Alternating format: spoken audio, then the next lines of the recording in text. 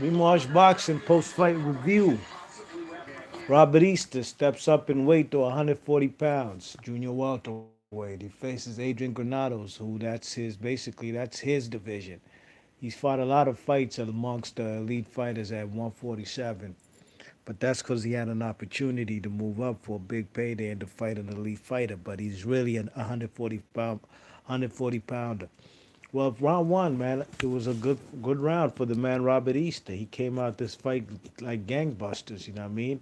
Boxing beautifully, using his lateral movement, perpetual movement, pumping that jab, beautiful left hooks and right crosses, you know what I mean? The man, Granados looked bewildered by the man, Robert Easter's skill set in the first round. In the second round, it was all Adrian Granados, you know what I mean? He was now letting his hands go. Not so much like he had better defense.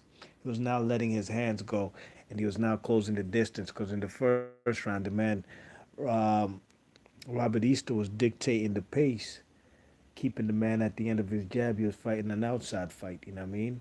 Then rounds 3 and 4 was all the rounds 3, 4, and 5. I gave it to the man Robert Easter, you know what I mean? Robert Easter was just boxing, using his jab, the right cross and the left hook, and his punch variation. He had beautiful combinations that you don't quite see fighters do so often, like left uppercut. I mean, sorry, a right uppercut, left hook, straight right hand. You know what I mean? Or he'd have a throw a left hook to the body, right uppercut, and then a straight lead right hand behind it. You know what I mean? It was the man Robert Easter. This fight that was nothing like the fight with Francis Bartholomew, but at the end of the day, styles make fights, and this particular style that Adrian Granados brought to the table, will bring the best out of Robert Easter. You know what I mean?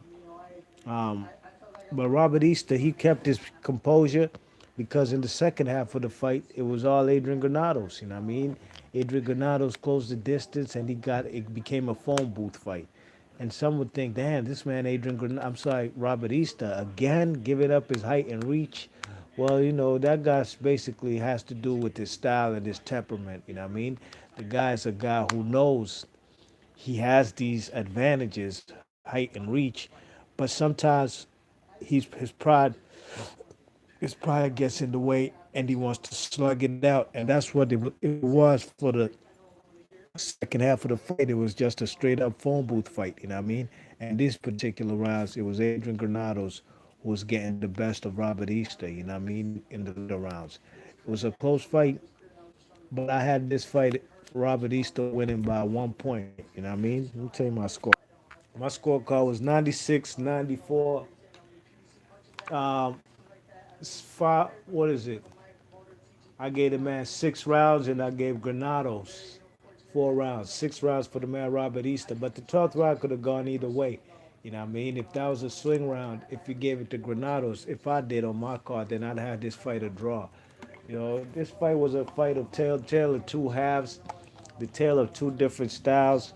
Robert Easter, when it got on the inside, he was getting clipped with some left and right hooks. You know what I mean? Adrian Granados can't crack an egg, and looks like Robert Easter is more suited, well suited for this particular weight class. You know what I mean?